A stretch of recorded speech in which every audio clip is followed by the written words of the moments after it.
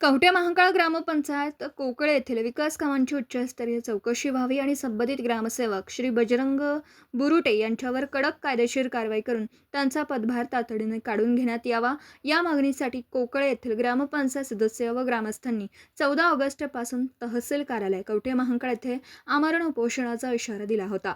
मात्र उपोषण सुरू होण्यापूर्वीच प्रशासनाने या प्रकरणाची गंभीर दखल घेत ठोस कारवाई केल्यामुळे आंदोलनाला मोठं यश आलं. ग्रामस्थांनी आपल्या प्रस्तावित उपोषण तुर्तास स्थगित केला.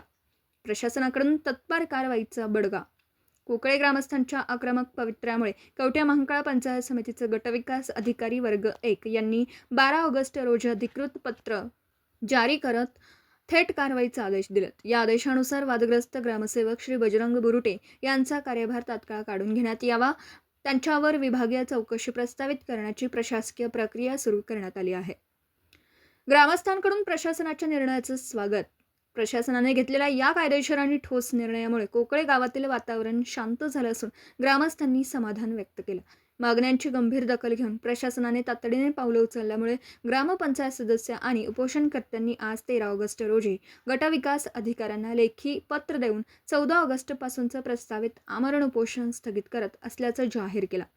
प्रशासनाने सुरू केलेली विभागीय चौकशी आणि पुढील कायदेशीर कारवाई कायदे मंडळाच्या चौकटीत राहून ठराविक वेळेत पूर्ण करावी आणि कोकळे गावातील जनतेला संपूर्ण न्याय द्यावा अशी मागणी यावेळी ग्रामस्थांनी केली.